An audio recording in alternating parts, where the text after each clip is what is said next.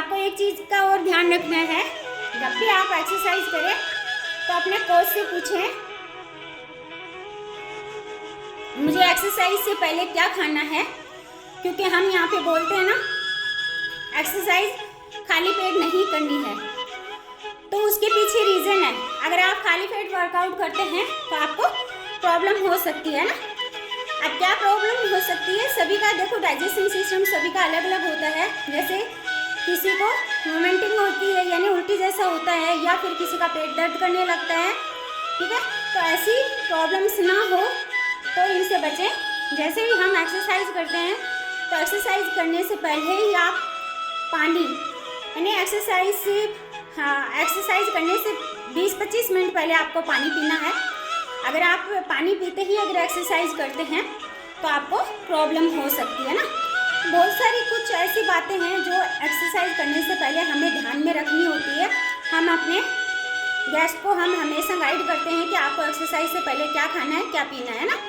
And उसके बाद exercise करते ही आपका ब्रेकफास्ट क्या होना चाहिए, तो ब्रेकफास्ट में क्या क्या होना चाहिए ये सब आपको अपना एक पर्सनल कोच बता सकता है। एंड जैसे अभी हमारे पास जितने भी गेस्ट आते हैं तो हम उनका फॉलोअप करते हैं, यानी वो टाइम पे ब्रेकफास्ट कर रहे हैं कि नहीं कर रहे हैं, हेल्दी स्नैक ले रहे हैं कि नहीं ले रहे हैं, अपना पानी प्रॉपर कर रहे हैं, पानी प्रॉपर पी रहे हैं या नहीं पी रहे हैं, फाइबर इनटेक कर रहे हैं या नहीं कर रहे हैं। तो सारी चीज़ें, बहुत सारी चीज़ें ऐसी हैं। आप ये सोच रहे हो कि एक्सरसाइज से आप फिट हो जाओगे, एक्सरसाइज की वजह से डेली बेसिस पे अगर आप एक्सरसाइज करते हैं और आपका खाना यानी 80% आप पे पूरे दिन पर डिपेंड रहता है, यानी आपके न्यूट्रिशन पे डिपेंड रहता है, तब जाके आपको एक प्रॉपर फिटनेस मिलेगी। यानी 100% तभी मिलती है जब 20% आप एक्सरसाइज को एंड 80% न्यूट्रिशन को फॉलो करते हैं, यानी आप अपनी बॉडी में न्यूट्रिशन पूरा कंप्लीट करते हैं ना, तब जाके आपको अच्छे वाले रिजल्ट्स होते हैं। जैसे यहाँ हमारी हेल्दी कम्युनिटी में आपने देखा होगा बहुत सारे रिजल्ट्स हैं, जैसे शुगर का है, थायराइड का है ना, बीपी है, कोलेस्ट्रॉल है। इतने सारे रिजल्ट्स क्यों आते हैं? वो इसलिए आते हैं कि हम उनकी जो बैड हैबिट्स हैं ना उनको चेंज करते हैं, उनको गुड हैबिट्स में चेंज करते हैं, उनकी काउंसलिंग करते हैं, तब हमें पता चलता है कि उनको ये बीमारियां लगी क्यों हैं। जैसे बहुत सारे साथी काफ़ी दिनों से उनकी दवाइयाँ चल रही थी, 20-20, 21-21 साल से दवाइयाँ चल रही थी, जैसे थायराइड की चल रही थी ना, और फिर यहाँ आने के बाद अचानक से 2-3 महीने में उनका एकदम से नॉर्मल क्यों आ जाता है थायराइड? आपने नोटिस किया ये चीज़? इसके पीछे रीज़न है, हमने फिजिकल एक्टिविटी भी उनकी पूरी करवाई है, एंड जो 80% उनका जो खाने पीने का जो रोल है वो हमने, जैसे किसी को 5 टाइम मील की नीड है तो उनको 5 टाइम मील दिया है, 7 टाइम मील है तो उनको 7 टाइम मील दिया है ना। इन चीज़ों का ध्यान रखना है। जब आप प्रॉपर कोच की गाइडेंस में रहेंगे ना तब आपको 100% फिटनेस मिलेगी, है ना। तो अकेली एक्सरसाइज से बॉडी फिट नहीं होती है, बल्कि आपको वीकनेस आएगी एंड आपकी हड्डियाँ वीक हो जाएंगी, क्योंकि आपको पता है कार्टिलेज प्रोटीन होते हैं हमारे जो जॉइंट्स हैं ना, जॉइंट्स में यानी प्रोटीन की सबसे बड़ी नीड है। प्रोटीन भी आपको पता है अलग अलग प्रकार के होते हैं। हमारी हड्डियों में जो पाया जाता है, जॉइंट्स में जो पाया जाता है वो होता है कार्टिलेज प्रोटीन, है ना। उसकी भी पूर्ति करनी होती है कि हम पूरे दिन भर काम करते रहते हैं, इतनी भागदौड़ भरी जिंदगी है, हमें खुद के लिए टाइम नहीं मिलता है। तो अगर हम कंटिन्यू काम कर रहे हैं, है ना, मेहनत कर रहे हैं, और हमारा जो कार्टिलेज एक एज होती है, जैसे 30+ एज हो जाती है, उसके बाद हमारा जो नेचुरली तरीके से कार्टिलेज प्रोटीन बनता है वो बनना बंद हो जाता है ना।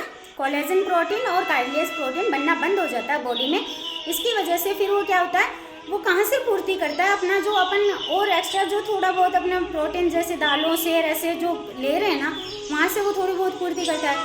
फिर उसके बाद क्या करता है, हमारी जो हड्डियों में कैल्शियम मौजूद होता है वहाँ से फिर वो क्या करता है, वो कैल्शियम सोखने लगता है, एंड उस कैल्शियम की वजह से फिर वो अपने फिर हमारे जैसे आपने सुना होगा डॉक्टर बोलते हैं कि आपको घुटने का ऑपरेशन करना पड़ेगा, आपका तो ग्रीस खत्म हो चुका है, घुटने का ग्रीस खत्म हो चुका।